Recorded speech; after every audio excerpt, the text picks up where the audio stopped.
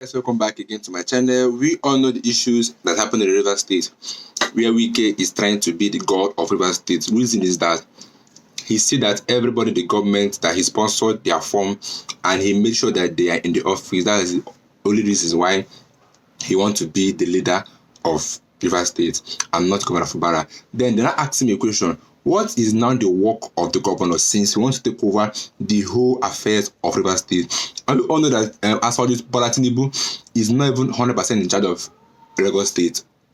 Then why does Wike want to be 100% in charge of Rivers State despite having a governor? He said that they are ungrateful. Yes, you put them on seats, but you are no more the governor. You are no more in charge. I think we should allow Governor Fubara to do his thing in Rivers State. But before that, I want to play a video where IKENGA, which you all know, actually came out to last week and asked him why he's doing what he's doing. Let me allow you guys to just watch this video, and I'll be back in a minute. Who means what? My friend, yes, on Wike, is the aggressor, not Fubara. And I don't hide about it.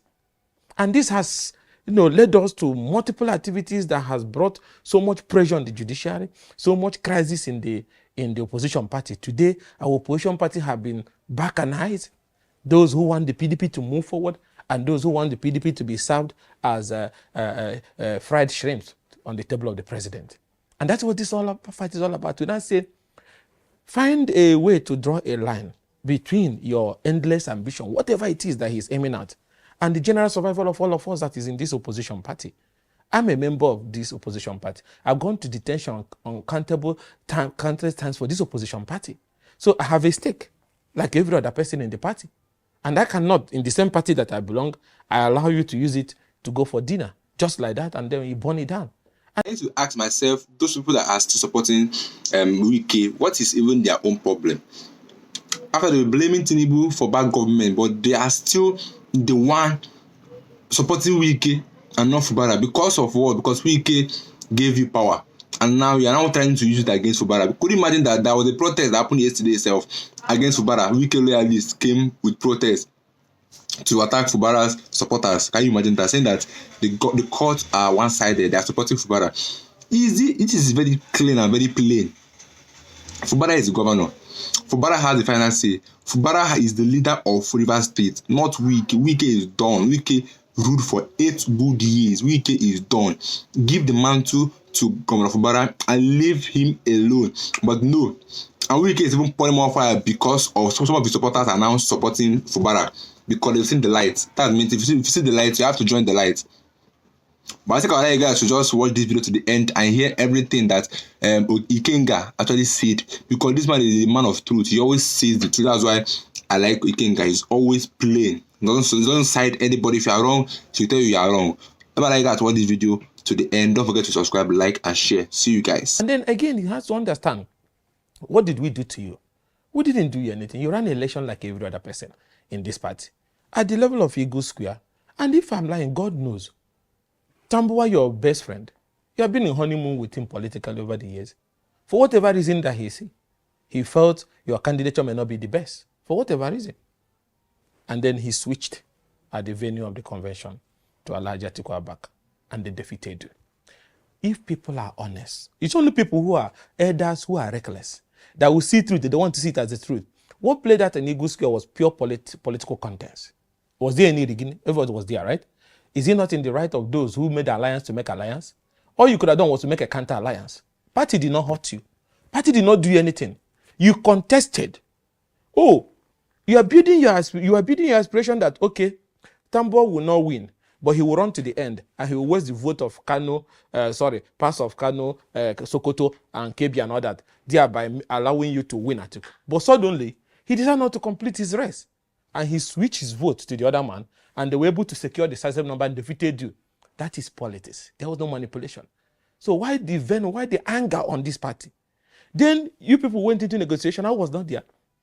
But I heard from all the two sides the offer for vice president. And which will bring us to the issue of, you once made us believe that this struggle was about South.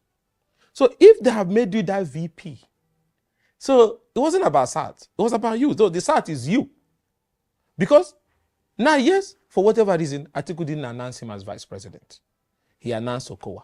Is Okowa a lesser human to be a vice presidential candidate? For whatever reason, it was about service and the South. Since you are willing to be a VP, but it wasn't given to, it was given to Okowa, your brother, you support him. You support him 100%. So people can go. Today, we in the Southeast South, we don't have VP, we don't have president. Courtesy of you. Everything was thrown to the ground. So character, measuring character is also important, because now we begin to realize from the beginning, you brought shade. Because when people say he contributed so much, no, he didn't contribute more than some of us. We all contributed. Everybody contributed. Because the question I will ask you, what did you actually save us from? You saved us from the fire you put.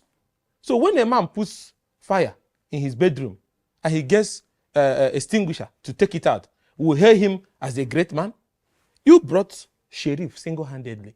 Some of us had reservation about it because of his past in AMPP. Who started quarrel with Sheriff when they were shooting canisters in Port Harcourt at the convention? You. It ended in commotion, remember? We all went to court. Part of that court I went. I was the one that secured it. I went to court. I secured the injunction, the court judgment that nullified Sheriff chairmanship and quest to hold on to power. I have stake. I know this journey very well. So you led us into that crisis. Then at the end of the day, party was polarized. Crisis everywhere. We managed to survive that era. We brought the caretaker then that navigated us to the convention. Who insisted on the zoning coming to our side? Who insisted on secondus?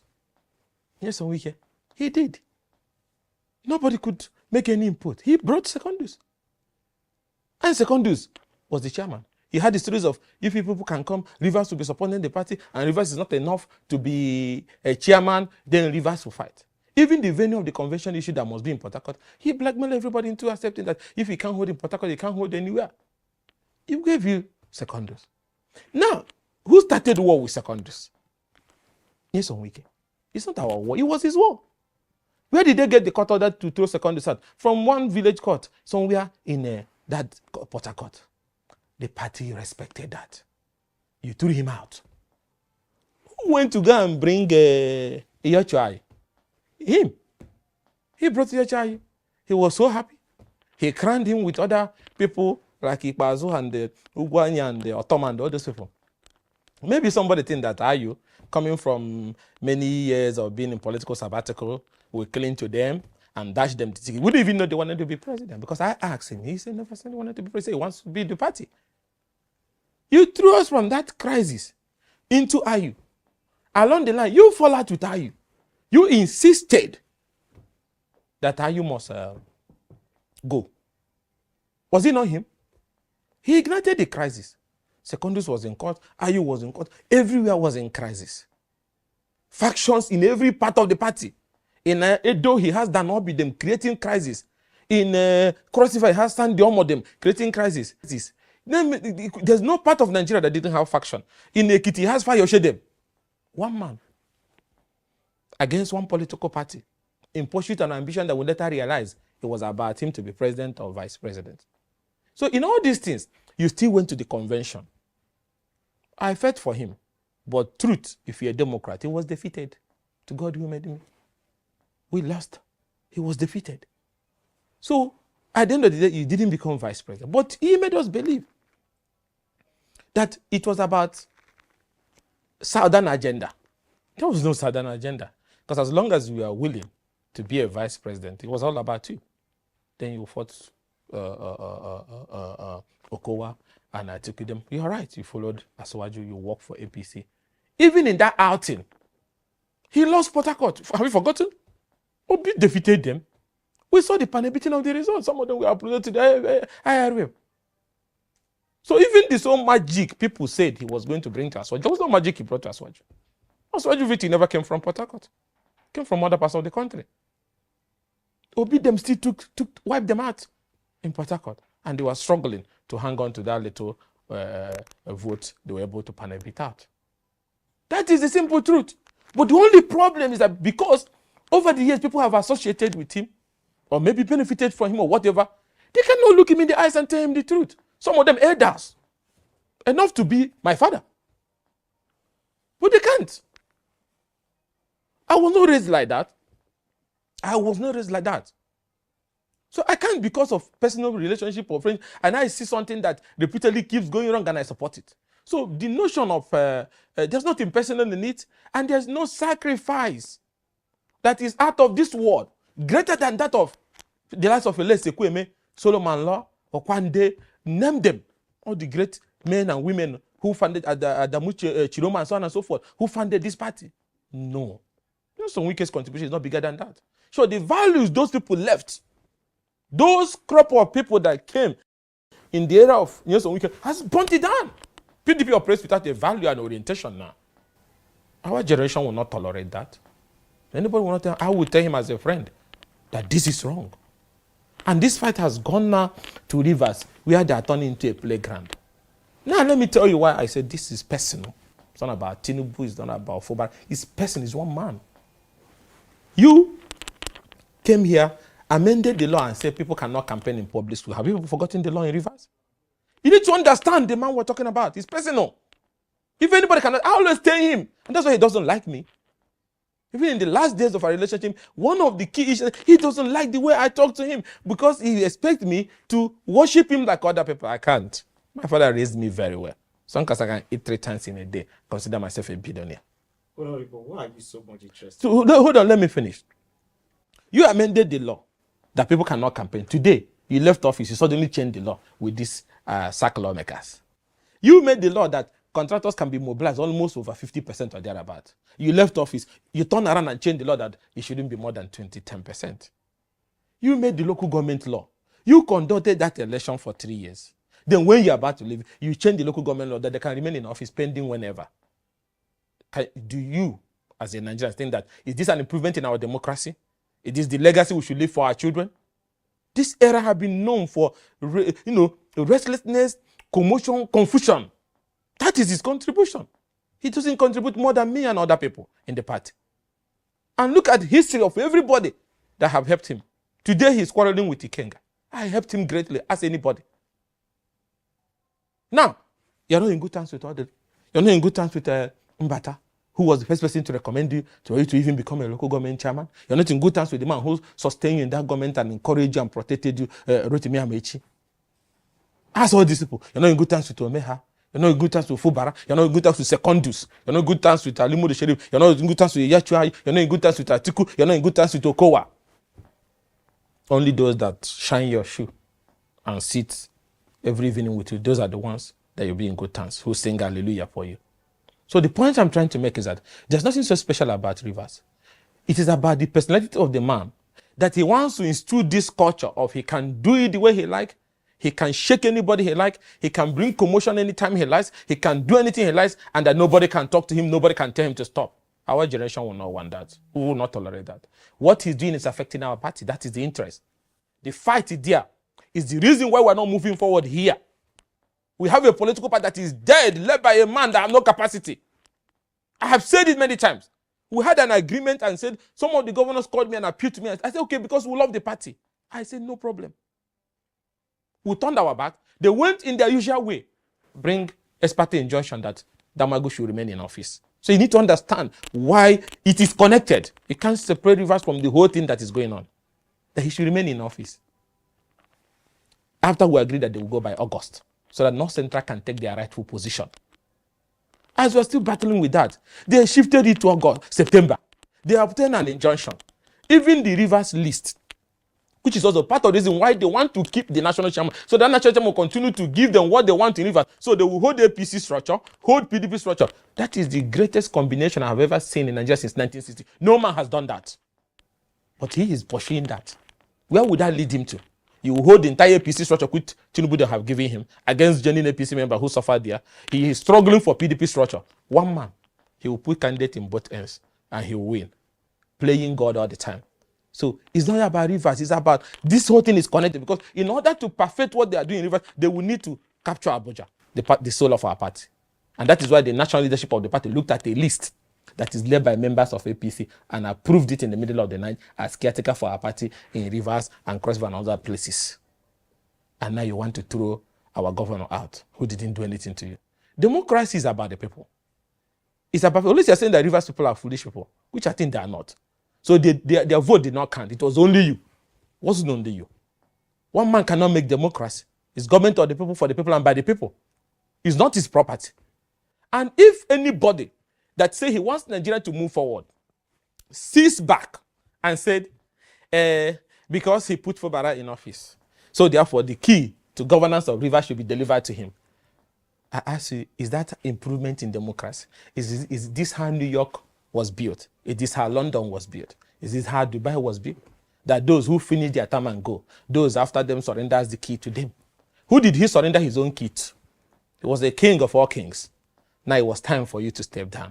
You still want to be king even while you are out. And they said the only reason why you should be giving that key to the governance of the state is because he helped him to come to office, because people in Rivers does not matter. They don't exist. They are dummies. You are the only one that owns that state. Were you there? Were you the one who fought for the creation of that state? Odile has ruled that state. Left. Not everything went the way he wanted. Amechi has gone. Omeha has gone. But you will not go. From your own time, there will be, you will create what Aswaju built in Lagos. Even that one has some semblance of democracy with the GSC people that contribute. But this one will be only you. We say it's wrong. I'm a member of the People's Democratic Party. Edo, Rivers, Bayelsa, Delta, Akwa Ibom, they are part of the heartbeat of our party. Any attack there, you'll be rest assured that as a defender of our party interest, I'll be in the front against that person. Sure, the entire opposition family. That's why we're also intervening in Kano, where we believe that it's high time that the president calls his forces to order in Kano before they burn down our democracy with what is happening in Kano. Because we want democracy to survive. We don't want any... The level of hardship and economic pain in the country is so much that any violent uprising from any of these axes can throw this country to uncontrollable crisis. We now have a repeat of the 60s and the 83s, where constitutional governance collapsed because people at the federal center were using the police and the judiciary interfering in those states, and the thing blew up. We don't want that to happen. That's why we're saying stop them, because none of them, both the actors in Kano and the actors in Rivers, is fighting for Tinubu. They are fighting for political power. They are fighting to regain their political control and interest for advancement of their personal interest. There's nothing Rivers in it. If it's about Rivers, why are you changing the procurement law from over 50% to 10% so that the government cannot mobilize contractor? If it's about Rivers, why are you changing the laws about the public use of public institution? Why are you extending the tenure of local government chairmen beyond their constitutional 3-year term? Why are you serving an impeachment to somebody who has not committed any impeachable offenses? All his commissioners were chosen by you. Everything in that government was chosen by you. The structure with which the government was running was chosen by you. The contract that was existing when he came was you. So what offense has he committed? So that is the reason why we intervene. There's nothing personal. If tomorrow Fubara turns to behave like him, you'll be rest assured I'll be the first person to call him to order. I'll be the first person. Now, it's not about Rivers State now we're talking about on this issue. The impact of a House of Assembly that has a legitimate issue, that the members have been sacked by virtue of their illegal decampment from the PDP to APC, sitting in a 2-bedroom in Emuha, and saying that they have amended a local government law that elected local government that have a definite timeline of 3 years cannot continue in office. You now say procedure. Why do I say procedure? It means that one day, the House of Assembly of a state can extend the tenure of a governor under one stupid reason. Then the National Assembly can also wake up one day and under a flimsy excuse extend the tenure of the president. That in democracy, time limit, tenure limit is sacred, it's sacrosanct. You don't go near it. Except like the nation state is at war. Everybody is dying today. If not, you don't go there. Or else you're going to create an autocratic leader out of that situation. You don't do that. And that is why Anna said, first of all, there's even no extension. And I need to educate them. The so-called illegal amendment that they did said by a resolution, as of the midnight that their tenure expired 17 June or thereabouts, the House of Assembly was not existing, and neither did the House of Assembly, even their illegal sitting, there was no illegal sitting to have said they have passed a resolution to have extended their tenure.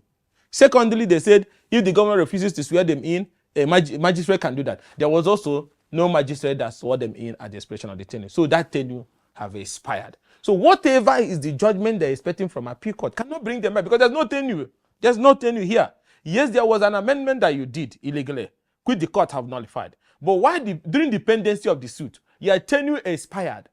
The House of Assembly did not pass a resolution. There was no magistrate that swore you in. There was no governor that swore you in. So as I speak to you now, are they in office? They're not in office constitutionally. So by the time the act have been completed, the act for which they are fighting in the appeal court on the legality of the extension. The act had been completed. The tenure have expired, and there was not even elongation any longer because that resolution was not passed. Neither did they take any fresh oath of office with the magistrate or from the governor. So whatever that comes out of the appeal court does not reinstate any of the sacked 23 local government chairmen in Rivers State. I can tell you that categorically. That is the position of the law. Because as I speak to you now, they didn't take any new oath of office. Neither was there any decision by any court. So the tenure have expired. So whatever is the outcome of that court judgment, the point still remains that they are not going to have that extension because there is even no extension. The proposed amendment have not even come into effect in terms of passing a resolution to swear them in, or the governor swearing them in, or the magistrate, any magistrate performing. That was the act they wanted to go early in the morning, like criminals. They wanted to sneak into the council headquarters at the expiration of their tenure, and then I had they carried some magistrates from Maraba and some other location, kept in the bus. They would just go and they swear them in. The people of Rivers caught them early in them. That is how that crisis happened and seized the council. And that was how that illegal process could not materialize. So the point I'm trying to make is that we should not be fighting over extension in a democratic setting. That democracy is known for time limit. When they were elected, the people elected them for a 3-year tenure. When they were taking oath of office, they took oath of office for a 3-year tenure. So in the middle of the game, FIFA cannot change the rule.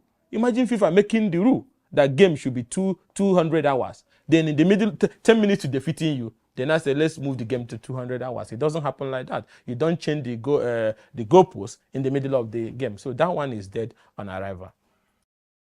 As long as data is concerned, we have done very well, in the sense that our projects are of high quality. The projects that we attracted of high quality. The engagement with our people is also of high quality. We have been able to take IDATO to the center of national legislative policies. The whole world hears IDATO today, and for a good reason. IDATO people are in the forefront of restructuring of Nigeria. IDATO people are in the forefront of laws that will help Nigeria to effectively work. IDATO people are in the forefront of ensuring that issues of justice, equity, and fairness is given to not just the IDATO man, to everybody in the country. They are so proud that they sent a legislator who is a soldier for democracy, who is a legislator par excellence, and somebody who is grassrooted. Remember, I was elected in absentia. That is the level of love the people of IDATO have for me. Electing a man, first time in history, a man who was not around, and they elected, defended it, and gave me victory. So why will I not perform? That is why today we are doing about 8 boreholes now, almost 80% completed, most of them now. And it's high quality. We're using high quality product. We have the schools that we are renovating. We have the health centers that we are renovating. We are running Operation Light Up IDATO, the street light project from Akpolo to Akokwa to Umobom to different parts of IDATO. We have a lot of projects. This first year alone, the project that we are running now is almost over 25. And by the time we get to end of this year, you see most of them will be published so that people can see it, and we'll go to the locations as we commission most of them. Even though we want to do commission every 2 years so that those projects can run and people can see that those projects are working for almost a year before we go to commission, so that people can see that it's of high quality. So in terms of effective representation, I have given them good one. In terms of attracting project, very fantastic. One of the big challenges our people have today is Umuchima Gully erosion, which was a mistake caused by past leaders, especially our brother who was governor, who without doing environmental impact assessment went and opened the road and the water ran down to the river and knocked off the bridge, and everything was totally destroyed. As I speak to you now, Umuchima communities are at the verge of being wiped out because of that single mistake. And it's so painful that executive, which is supposed to provide this infrastructure, but at the local government level is not existing. The 2 local governments is not functioning. Their revenues are deducted. We don't see them. They don't even have any single project in the 2 local government area. That 2 local government has received over 10 billion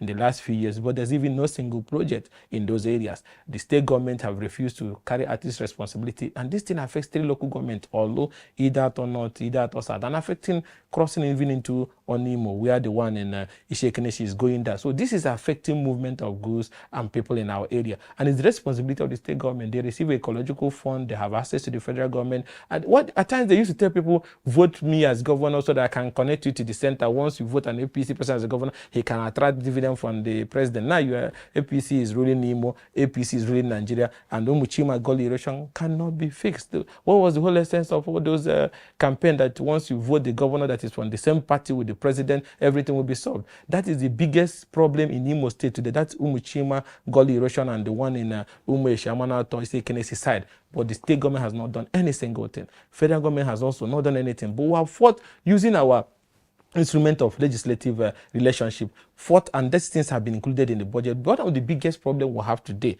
is funding for the project. It is the biggest problem. I spoke with the works minister, that was 2 days ago. The only thing he's complaining is fund. And now, this is the area where those that say they own the government, that are in ruling government, comes in, get funding for the project. Even if the state, you don't want to do it because you feel you're putting so much money there, people will not see the impact of what you're doing, then use your relationship, since you're very close to the president, and get it. If I'm in the executive, of course, you should know that I would have made that Umuchi Magoli relation the first and only priority that I need to fix before any other thing. Because lives are being lost, properties are washing away, farmlands, everything is going away. So we're doing our best. We're putting pressure to see how we can generate funding. Even the appropriation made in the first budget, which is a little above 2 billion, is not even enough to do anything, because the damage there has gone into tens of billions. That we have worked with some of the stakeholders to get right costing for that area, and we're tracking it, and it has gone through the Federal Executive Council. Very soon, they have assured us that they will find a way to raise money to do the project. So I urge our people to continue to have patience. It's a mistake that our former leaders have done. Both the former governor did that, and the former rep people, they were all the ones that were in government. They were approving money, putting in projects that were not sustainable. But the road that leads to their homes, where those who were in government then, they didn't even do anything. And that is the same thing now with the current governor, whose wife comes from the area. I say, even if you don't like Idato people, even if you don't like IKENGA, because I don't want you to like me anyway. So even if you don't like me, you don't like our people, why not do the road so that your wife can have glory and honor to go to her father's place? The father was a former local government chairman there, but no single thing was done on that project. So it's not even about me, it's about what does people consider priority. And you have people from our place who are singing their praises. Tell them, are you getting me? Just give you a road to go home. Our people are going through the bush to go home now. People park their car in Olu to go home because there's no place to cross.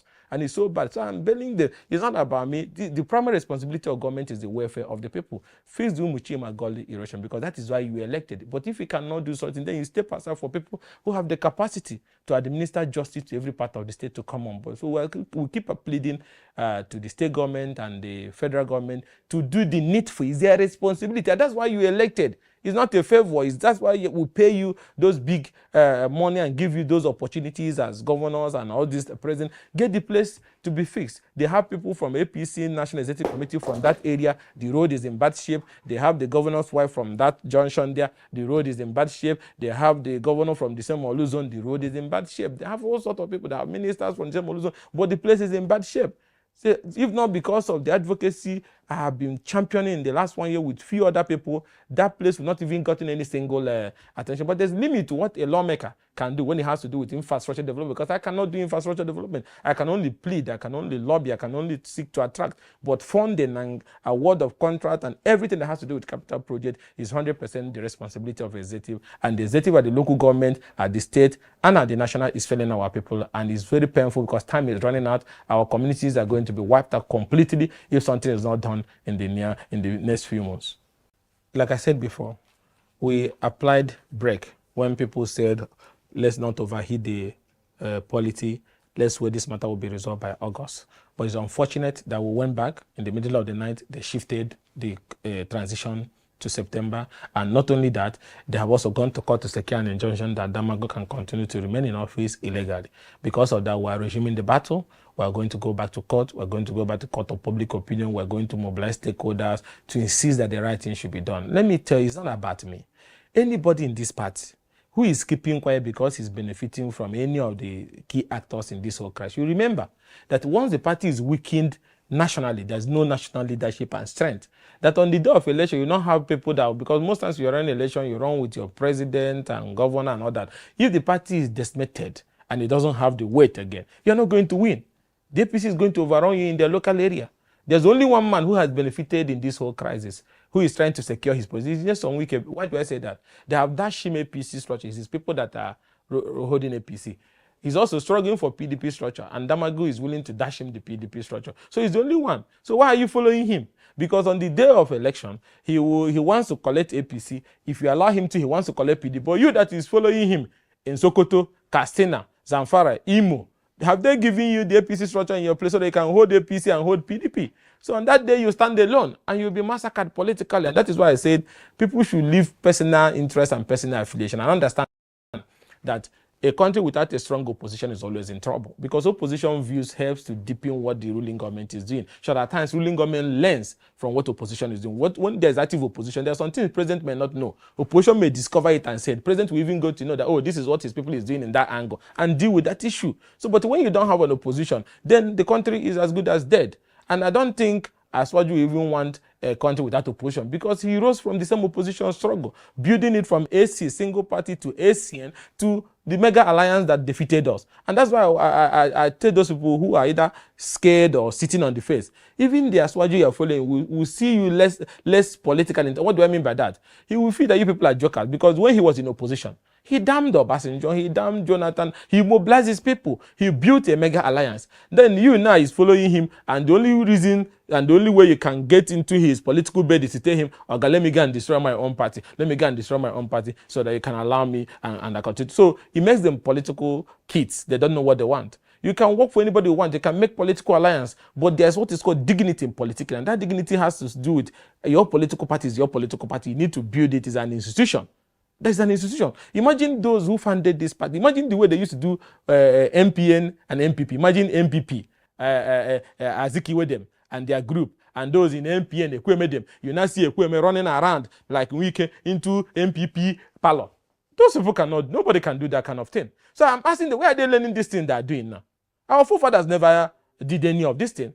And like I told you, just imagine MPP leaders, Mbakwe, Jinwo Bodo them. You see them as governors. They are running after Ekweme and Shagari every night, telling you that, oh, Shagari is the godsend. He will rule forever, even though I'm an MPP member. They will kick you out of that party. Sure, leaders and owners of that party will slap hell out of you. You can't even come to their meeting. But in this one, they dance that Atlanta. Oh, PDP will bury it. And they come to PDP meeting shamelessly and sit down. And nobody could kick them out of the place. And that's one of the things that gets me irritated about them. I said there's nothing that deserve them to be respected, because what they're teaching our children is dangerous. If we're going to bomb political, children that will not learn that kind of style of politics, then democracy and good governance is compromised, and it's not the right. And that is why I say we'll continue to push the frontiers to ensure that our party is rescued, reformed, rebuilt, and then be able to use as a platform to set an agenda that can bring competitive policies that will enhance governance in the country. We cannot improve on governance when we have not even improved on party administration, when we don't even have a party, when we don't even have an agenda, when we don't even have political morality. So how can men who doesn't have political morality and agenda be able to give you road and water? Because it's the same principle that guides what they are doing as opposition leaders that will guide what they will do when they capture political power or win political power. So I can assure you that we're not going to relent. There's nothing they can do that can stop our voice. We are growing in strength. Even here where we are, we used to be about 60 of us in the opposition. Now we're even grown past 60 today as I speak to you now, because people are beginning to see reason in what we're saying, that this is not a standard that we should associate with. And more people are coming in, Before you know it, we're going to hit 100, and we'll continue to push that agenda that opposition must be responsible, must be responsive, and that is the only way to have the opportunity to grow democracy and improve governance. Well, in the representation. Well, as of today, what we're presently working on is a challenging situation that has come up, which has to do with a shortfall in domestic crude supply. We're dealing with complaints from modular refinery owners and big refinery owners that they don't have the feedstock to run their refinery. And that is so challenging because we have the natural resources here in Nigeria. So it's something that would be so embarrassing to not say that we have refineries, but we don't have the raw material. It's so embarrassing. So we're going to now go to import crude from America or from China or from somewhere else. It should be so embarrassing. And so that's what we're doing to find out what is the reason why the IOC and the indigenous oil companies and state oil companies are not giving the required volume of domestic supply to these refineries. Is there a payment challenge issue? Is there a legislative issues? That is why we're about to conduct a public hearing, because it's so pressing now that now we have series of refineries that are about to go online to start working, but the complaint remains that they don't have access to feedstock. Some say even the price is being sold to them higher than the international market price. Then we have issues of complaints, especially those who are refining diesel, that some regulators are licensing importers who are importing substandard diesels that have high sulfur and so on and so forth. There's a whole lot of complaints in the downstream. We've also been dealing with the marketers who has also complained and petitioned us. Who have been looking into it about non-availability of allocation of cargo, the PFI regime, which they say favors some people, does not favor them. So we want to find out how these products are being distributed, who are getting it, and why at the same time is the prices high also at the pump stations. These are challenges that we're dealing with, and you might remember our committee is still looking into the acquisition of OVH that the House of Representatives referred to our committee to look into, investigate the circumstances surrounding that acquisition, which has turned controversial. So in the coming weeks, you will see final actions on some of these decisions. But one thing I can assure you that my committee is working to ensure that there's energy stability in the dancing sector, while at the same time ensuring price stability and competition. One of the big challenges that if the sector have been deregulated, people at times use this, they think that it's regulated. It has been deregulated. So that means that market forces are supposed to be allowed to play. But there is an aspect that we also have to look at. If you allow market forces to fully play in downstream today, in that case, sell as import, you may find out that PMS may sell at 1,200. And that is why we're being careful about trying to, do this in vis-a-vis the fact that the way the economy is today and the suffering the people are going through, if anything happens to the pump price to the extent that you go so high to like 500, 900, 1,000, that is going to affect every aspect of our national life and is going to throw the country into serious crisis. So while we're trying to find solutions to all this, we're also trying to look at a way where we can work with government, not really return of subsidy, but for government to continue to fulfill its obligation, especially the state oil company, in terms of providing that, how will I put it, that intervention as a supplier of last resort for in the interim to ensure that we have some level of price stability to keep the economy running, pending when all these refineries are fully on stream and the FS market have stabilized. And that means we're working seriously to ensure that local refineries have access to feedstock, have access to the raw material they require to refine and be able to settle. Because once all of them are locally getting the product and they are refining, it will reduce the pressure on FS and possibly help in keeping some level of price stability, which the whole country is going to benefit. So we're working on different legislation, different suggestions, including looking at the option of, okay, let's find clusters, modern refinery owners, who put them together into an SPV, give them an oil asset, give them an oil block, let them use their own hand to produce, explore and produce so that they can feed their refinery, instead of this endless back and forth with IOCs and international companies on either the price is a little bit high from the international price or they say they don't have the product. If you continue, the refinery is not like a car you can start and off. If the machine starts working every day, you're offering it because you don't have stock, the machine is going to spoil. So let's find a way to make it sustainable. So in the coming days, providing that energy sustainability in the downstream is at the heartbeat of what we do in downstream, and the country will start seeing those engagements in the coming days. There's a lot of behind the back discussions and conversations that have been going on to ensure that once we come out, these issues will be sorted out and we'll have a way out of it. Okay, this week for you. Once he brings you on seat and then you don't comply to what he wants, two of you will start fighting. That's weekend. So guys, if it has been a long one, I'll leave you guys here to watch my next video. Don't forget to subscribe, like, and share. See you guys in my next video. Subscribe, like our videos.